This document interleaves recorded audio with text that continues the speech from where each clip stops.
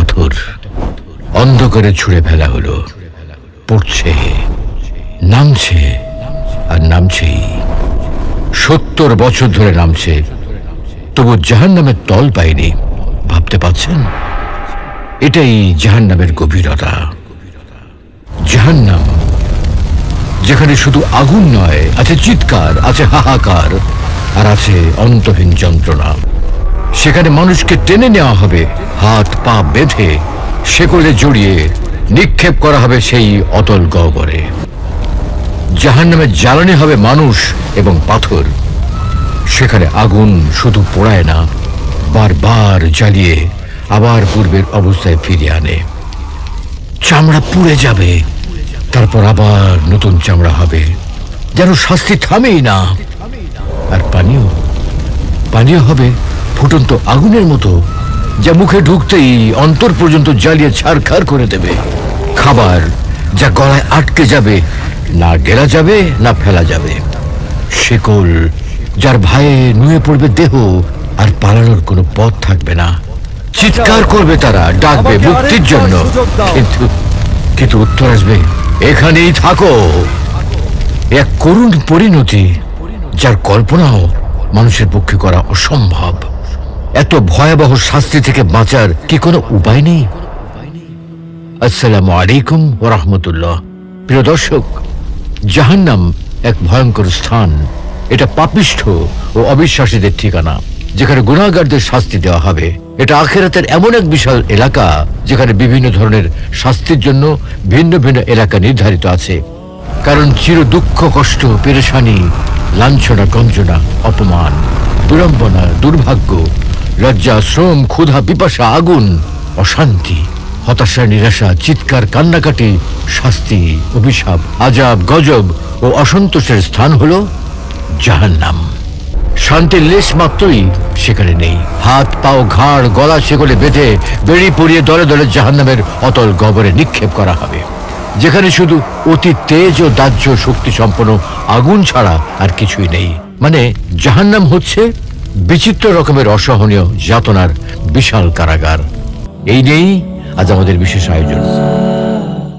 আল্লাহ তাআলা মানুষ এবং জিন জাতিকে সৃষ্টি করে পার্থিব জীবন পরিচালনার জন্য ভালো মন্দ দুটি পথ দেখিয়ে দিয়েছেন এবং বান্দার প্রতিটি কাজের পূর্ণ প্রতিদান দেওয়ার প্রতিশ্রুতি দিয়েছেন। ভালো কাজের প্রতিদান স্বরূপ জান্নাত এবং মন্দ কাজের প্রতিদান স্বরূপ জাহান্নাম সৃষ্টি করেছেন।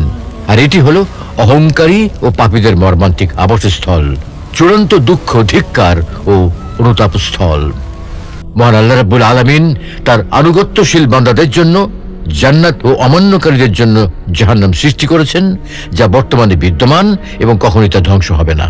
তিনি মানুষ ও জিন জাতি সৃষ্টি করার পূর্বেই জান্নাত ও জাহান্নাম সৃষ্টি করেছেন, অতঃপর তার অধিবাসী সৃষ্টি করেছেন। এ ব্যাপারে আহলুস সুন্নাহ ওয়াল জামাত ঐক্যমত্য পোষণ করেছেন। এই প্রসঙ্গে আল্লাহ তাআলা পরিষ্কার কোরআনে বলছেন, واتقوا النار التي أعدت للكافرين। তোমরা জাহান্নামকে ভয় করো, যা প্রস্তুত করা হয়েছে কাফেরদের জন্য।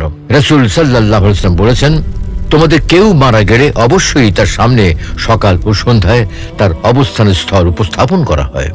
যদি সে জান্নাতি হয় তবে অবস্থানের স্থল জান্নাতীদের মধ্যে দেখানো হয়, আর সে জাহান্নামী হলে তাকে জাহান্নামীদের অবস্থানের স্থল দেখানো হয়। আর তাকে বলা হয়, কিয়ামত দিবসে আল্লাহ তোমাকে পুনরুত্থিত করা অবধি এই হচ্ছে তোমার অবস্থানের স্থল।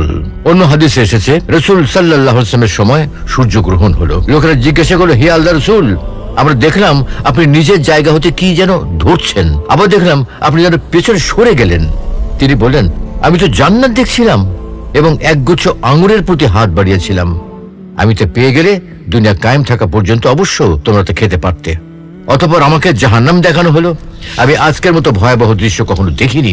আর আমি দেখলাম জাহান্নামের অধিকাংশ বাসিন্দা নারী। লোকেরা জিজ্ঞেস করলো, হে আল্লাহর রাসূল, কি কারণে? তিনি বললেন, তাদের কুফরির কারণে। জিজ্ঞেস করা হলো, তারা কি আল্লাহর সাথে কুফরি করে? তিনি জবাব দিলেন, তারা স্বামীর অবাধ্য থাকে এবং ইহসান অস্বীকার করে। তুমি যদি তাদের কারো প্রতি সারা জীবন সদাচরণ করো, অতঃপর সে তোমার হতে যদি সামান্য ত্রুটি পায়, তাহলে বলে ফেলে, তোমার কাছ থেকে কখনো ভালো ব্যবহার পেলাম না। অবশ্য জাহান্নামের সৃষ্টি সম্পর্কে বিরোধীদের যুক্তি হলো, যদি বর্তমানে জান্নাত ও জাহান্নাম সৃষ্টি হয়ে থাকে, তাহলে কিয়ামতের দিন তা এবং তার অধিবাসীরাও ধ্বংস হয়ে যাবে। এই মর্মে আল্লাহ তাআলার বাণী, তার আল্লাহ সত্তা ছাড়া সকল বস্তুই ধ্বংসশীল। প্রত্যেক জীবকে মৃত্যু আস্বাদন করতে হবে। সুতরাং প্রত্যেক জিনিস যেহেতু ধ্বংস হবে, তাই পূর্বে জান্নাত ও জাহান্নামের সৃষ্টি হলে তা অনর্থক হয়ে যায়। আর আল্লাহ তাআলা অনর্থক কোনো কাজ করেন না। এর জবাবে বলা যায়, আল্লাহ তাআলা যে সকল বস্তু সৃষ্টি করে তার ধ্বংস লিপিবদ্ধ করেছেন, কিয়ামতের দিন সেই সকল বস্তু অবশ্যই ধ্বংস হয়ে যাবে। কিন্তু জান্নাত ও জাহান্নামকে আল্লাহ তাআলা ধ্বংস করার জন্য সৃষ্টি করেননি। তাই আলেমগণ বলেন, বর্তমানে জাহান্নাম সৃষ্ট অবস্থায় বিদ্যমান। পূর্বে উল্লেখিত দলিল সমূহে যার স্পষ্ট প্রমাণ বহন করে। কিন্তু বর্তমান অবস্থা নিয়ে ওলামায়ে কেরামদের মধ্যে মতভেদ পরিলক্ষিত হয়, যা পর্যালোচনা করে তিনটি মত পাওয়া যায়। প্রথমত হলো বর্তমানে জাহান্নাম মাটির নিচে অবস্থিত। দ্বিতীয় মত হচ্ছে বর্তমানে তা আসমানে অবস্থিত। তৃতীয় মত হচ্ছে জাহান্নামের বর্তমান অবস্থান সম্পর্কে আল্লাহ তাআলাই অধিক জ্ঞাত, যা মানুষের জ্ঞানের বাইরে। আর এই মতটি সহিহ, কারণ জাহান্নামের অবস্থান সম্পর্কে কোরআন ও সহিহ হাদিস থেকে কোনো দলিল পাওয়া যায় না। হাফিজ সুয়ুতি রহমতুল্লাহ আলাইহি বলেন, জাহান্নামের বর্তমান অবস্থান আল্লাহ তাআলা ব্যতীত অন্য কেউ জানে না। আর আমার নিকটে এমন কোনো অকাট্য দলিল নেই যার উপর ভিত্তি করে জাহান্নামের অবস্থান নির্দিষ্ট করা যেতে পারে। শেখ অলিউল্লাহ দেহলভি রহমতুল্লাহ আলাইহি বলেন, জান্নাত ও জাহান্নামের নির্দিষ্ট অবস্থান সম্পর্কে কোনো স্পষ্ট দলিল নেই, বরং তা আল্লাহ তাআলার ইচ্ছাধীন। আল্লাহ তাআলার সৃষ্টি ও বিশ্ব জগৎ আমাদের আয়ত্তের বাইরে। আল্লামা সিদ্দিক হাসান খান এই মতটিকেই সহিহ মত বলে আখ্যায়িত করেছেন। জাহান্নামের স্তর। আল্লাহ তাআলা তার বান্দাদের পাপ অনুযায়ী শাস্তি প্রদান করার জন্য জাহান্নামের বিভিন্ন স্তর এবং স্তর ভেদে তাপের তারতম্য সৃষ্টি করেছেন। যেমন তিনি মুনাফিকদের স্তর উল্লেখ করে বলেছেন, মুনাফিকগণ জাহান্নামের নিম্নতম স্তরে থাকবে, আর তোমরা কখনো তাদের কোনো সাহায্যকারী পাবে না। এরপরে আল্লাহ আরো বলছেন, অবশ্যই জাহান্নাম তাদের সকলেরই প্রতিশ্রুত স্থান। এর 7টি দরজা আছে, প্রত্যেক দরজার জন্য পৃথক পৃথক শ্রেণী আছে। অত্র আয়াতের ব্যাখ্যায় হাফিজ ইবনে কাসির রহমতুল্লাহি আলাইহি তার তাফসীরে উল্লেখ করেন, জাহান্নামের প্রত্যেক দরজায় শয়তান বা ইবলিসের অনুসারীদের কিছু অংশের প্রবেশের কথা লেখা আছে। তারা সেই দরজা দিয়ে প্রবেশ করবে, পালানোর কোনো পথ থাকবে না। প্রত্যেক জাহান্নামী তাদের আমল অনুযায়ী জাহান্নামের দরজা দিয়ে প্রবেশ করবে এবং তার নিম্নতম স্তরে অবস্থান করবে। আলী রাদিয়াল্লাহু তাআলা আনহু হতে বর্ণিত, তিনি বলেন, জাহান্নামের 7টি দরজা আছে, যা পর্যায়ক্রমে একটি অপরটির উপর অবস্থিত। সর্বপ্রথমটি, অতঃপর দ্বিতীয়টি, অতঃপর তৃতীয়টি পূর্ণ হবে। অনুরূপভাবে সবগুলো দরজাই পূর্ণ হবে। এখানে দরজা বলতে স্তরকে বোঝানো হয়েছে, অর্থাৎ জাহান্নামের 7টি স্তর রয়েছে, যা একটি অপরটির উপর অবস্থিত এবং তা পর্যায়ক্রমে পূর্ণ হবে। যখন কাফেরদেরকে জাহান্নামের নিকটে নিয়ে আসা হবে, তখন তার দরজাসমূহ খুলে দেওয়া হবে।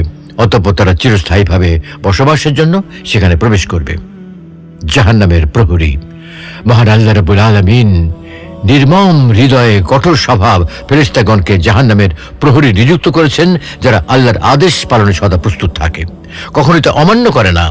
এ সম্পর্কে আল্লাহ তাআলার বাণী, হে মুমিনগণ, তোমরা নিজেদেরকে এবং তোমাদের পরিবার পরিজনকে জাহান্নামের আগুন থেকে রক্ষা করো, যার ইন্ধন হবে মানুষ ও পাথর, যাতে নিয়োজিত আছে নির্মম হৃদয়ে কঠোর স্বভাব ফেরেশতাগণ, যারা অমান্য করে না। আল্লাহ তাদেরকে যা আদেশ করেন তা তারা পালন করে, আর তারা যা করতে আদিষ্ট হয় তাই পালন করে।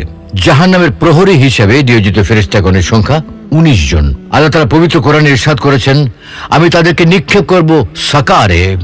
তুমি কি জানো সাকার কি? এটা তাদেরকে জীবিত অবস্থায় রাখবে না এবং মৃত অবস্থায়ও ছেড়ে দেবে না। এটা গাত্র চর্ম দগ্ধ করবে। সাকারের তত্ত্বাবধানে রয়েছে 19 জন প্রহরী। আয়াতে উল্লেখিত সংখ্যা দ্বারা আল্লাহ তাআলা কাফেরদেরকে পরীক্ষায় ফেলেছেন, কারণ তারা ধারণ করে যে এই অল্প সংখ্যক ফেরেশতার শক্তির সাথে বিপুল পরিমাণ জাহান্নামীদের বিজয় লাভ সম্ভব। কিন্তু তারা জানে না একজন ফেরেশতার শক্তি দুনিয়ার সকল মানুষের চেয়েও বেশি। আল্লাহ তাআলা বলেন, আমি ফেরেশতাগণকে জাহান্নামের প্রহরী নিযুক্ত করেছি। কাফেরদের পরীক্ষা স্বরূপই আমি তাদের এই সংখ্যা উল্লেখ করেছি, যাতে কিতাবীদের দৃঢ় প্রত্যয় জন্মে, বিশ্বাসীদের বিশ্বাস বৃদ্ধি হয় এবং বিশ্বাসীরা ও কিতাবীগণ সন্দেহ পোষণ না করে। জাহান্নামের গভীরতা। আল্লাহ রাব্বুল আলামিন তার অবাধ্য বান্দাদের শাস্তি দেওয়ার জন্য জাহান্নাম সৃষ্টি করেছেন, যার প্রশস্ততা বিশাল এবং গভীরতা অনেক। কেননা পৃথিবীর অধিকাংশ মানুষ জাহান্নামে প্রবেশ করবে। জাহান্নামীদের সংখ্যার আধিক্য বর্ণনা করতে গিয়ে রাসূলুল্লাহ সাল্লাল্লাহু আলাইহি ওয়াসাল্লাম বলেছেন 1999 জন মানুষ জাহান্নামে প্রবেশ করবে। এরপরেও আল্লাহ তাআলা জাহান্নামীদেরকে বিশাল আকৃতির দেহ দান করবেন।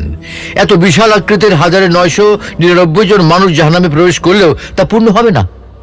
তাই আল্লাহ তাআলা পবিত্র কোরআনে আবার বলছেন জাহান্নাম সম্পর্কে, সেদিন আমি জাহান্নামকে জিজ্ঞাসা করব, তুমি কি পূর্ণ হয়ে গেছো? জাহান্নাম বলবে, আরো কিছু আছে কি? জাহান্নামের গভীরতা সম্পর্কে হাদিসে এসেছে, আবু হুরায়রা রাদিয়াল্লাহু তাআলা আনহু হতে বর্ণিত, তিনি বলেন, একদা আমরা রাসূলুল্লাহ সাল্লাল্লাহু আলাইহি ওয়াসাল্লামের সাথে ছিলাম। যখন তিনি একটি শব্দ শুনলেন তখন বললেন, তোমরা কি জানো এটা কি? তখন আমরা বললাম, আল্লাহ ও তার রাসূলই ভালো জানেন। রাসূলুল্লাহ সাল্লাল্লাহু আলাইহি ওয়াসাল্লাম বললেন, এটি একখণ্ড পাথর যা জাহান্নামের মধ্যে নিক্ষেপ করা হয়েছে 70 বছর আগে। এখনো পর্যন্ত সে নিচের দিকে অবতরণ করছে, জাহান্নামের তলা কিন্তু খুঁজে পাওয়া যায়নি। অন্য হাদিসে এসেছে, আনাস রাদিয়াল্লাহু তাআলা আনহু হতে বর্ণিত, তিনি বলেন, রাসূল সাল্লাল্লাহু আলাইহি ওয়াসাল্লাম একদিন একটা বড় পাথর খণ্ডের দিকে ইশারা করে বলেন যে যদি এই পাথরটি জাহান্নামের কিনারে দিয়ে তার ভিতরে নিক্ষেপ করা যায় তবে 70 বছরেও সে তলা খুঁজে পাবে না। জাহান্নাম এত বিশাল, কিয়ামতের দিন তাকে টেনে আনতে বিপুল পরিমাণ ফেরেশতার প্রয়োজন হবে। হাদিসে এসেছে, আব্দুল্লাহ ইবনে মাসউদ রাদিয়াল্লাহু তাআলা আনহু হতে বর্ণিত, তিনি বলেন, রাসূলুল্লাহ সাল্লাল্লাহু আলাইহি ওয়াসাল্লাম বলেছেন, কিয়ামতের দিন জাহান্নামকে এমন অবস্থায় উপস্থিত করা হবে যার 70টি লাগাম হবে এবং প্রতিটি লাগামের সাথে 70,000 ফেরেশতা থাকবে, তারা তা টেনে আনবে। উপরিলিখিত দলিল সমূহ থেকে প্রতীয়মান হয় যে জাহান্নামের বিশালত্ব অকল্পনীয়, কারণ এত বিশাল আকৃতির 1999 জন জাহান্নামী এবং পৃথিবী থেকে 13 লক্ষ গুণ বড় সূর্যকে জাহান্নামে নিক্ষেপ করার পরেও তা পূর্ণ হবে না। তাহলে এবার কল্পনা করুন এটা কত বিশাল হতে পারে, তা আমাদের কল্পনার বাইরে। জাহান্নামের জ্বালানি, প্রিয় দর্শক, সবচেয়ে ভয়াবহ বিষয় হলো মহান আল্লাহ তাআলা জাহান্নামের জ্বালানি হিসেবে পাথর এবং পাপিষ্ঠ কাফেরদের নির্ধারণ করেছেন। আল্লাহ তাআলা বলেন, হে মুমিনগণ, তোমরা নিজেদেরকে এবং তোমাদের পরিবার পরিজনকে জাহান্নামের আগুন থেকে রক্ষা করো, যার ইন্ধন হবে মানুষ এবং পাথর, যাতে নিয়োজিত আছে নির্মম হৃদয় কঠোর স্বভাব ফেরেশতাগণ, যারা অমান্য করে না তা যা আল্লাহ তাদেরকে আদেশ করেন, আর তারা যা করতে আদিষ্ট হয় তাই করে। অত্র আয়াতে মানুষ বলতে কাফের মুশরিকদেরকে বোঝানো হয়েছে যারা জাহান্নামের আগুনে জ্বলবে, আর পাথর বলতে কোন প্রকারের পাথর যা আল্লাহ তাআলা জাহান্নামের জ্বালানি হিসেবে ব্যবহার করবেন তা আল্লাহ তাআলাই ভালো জানেন।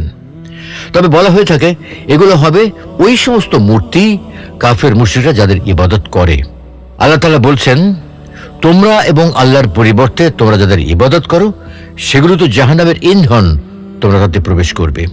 তবে কিছু সংখ্যক সালাফ সালেহীন বলেছেন এগুলো গন্ধক পাথর যা আগুনকে প্রজ্বলিত করে। আব্দুল্লাহ ইবনে মাসউদ রাদিয়াল্লাহু তাআলা আনহু বলেন, এটা গন্ধক পাথর যা আগুনকে প্রজ্বলিত করে, যা আল্লাহ তাআলা আসমান জমিন সৃষ্টির সময় সৃষ্টি করে কাফেরদের জন্য নির্ধারণ করেছেন।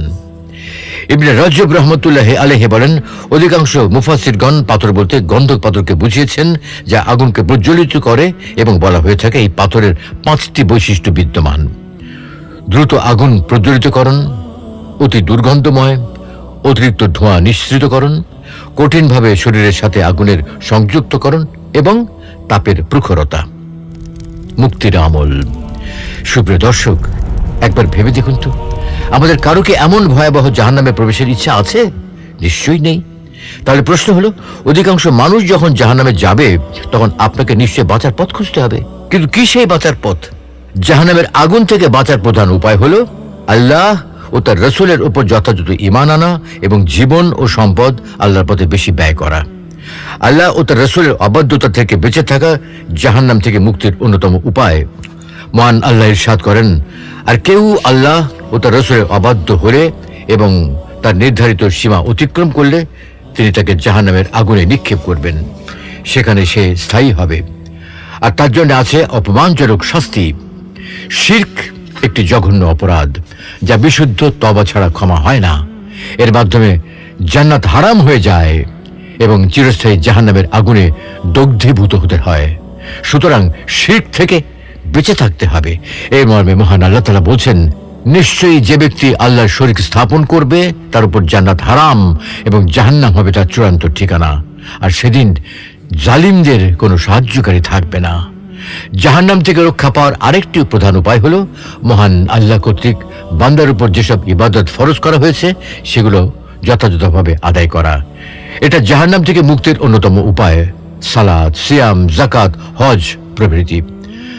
সালাত আদায় করা সম্পর্কে মহান আল্লাহ বলেন, অবশ্যই মুমিনরা সফলকাম হয়েছে যারা তাদের সালাত বিনয় ও নম্রতা সহকারে আদায় করে। ফরজ ইবাদতের পাশাপাশি জুলুম করা, খেয়ানত করা, আত্মীয়তার বন্ধন ছিন্ন করা, মুনাফিকি করা, আল্লাহর রহমত থেকে নিরাশ হয়ে যাওয়ার মতো জঘন্য পাপ থেকে বেঁচে থাকলে জাহান্নাম থেকে মুক্তি মিলবে। তাছাড়া বেশি বেশি দোয়াও করতে হবে। পবিত্র কোরআনুল কারিমে আল্লাহ আমাদেরকে জাহান্নাম থেকে বাঁচার দোয়া শিখিয়েছেন। ওই দোয়াগুলো নিয়মিত পাঠ করলে জাহান্নাম থেকে মুক্তি মিলবে। তাই পবিত্র কোরআনে আল্লাহ বলছেন, ربنا آتنا في الدنيا حسنة ربنا آتنا في الدنيا حسنة وفي الآخرة حسنة وقنا عذاب النار।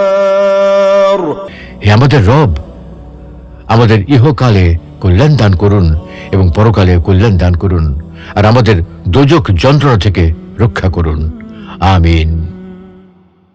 ربنا آتنا في الدنيا حسنة وفي الآخرة حسنة وقنا عذاب النار।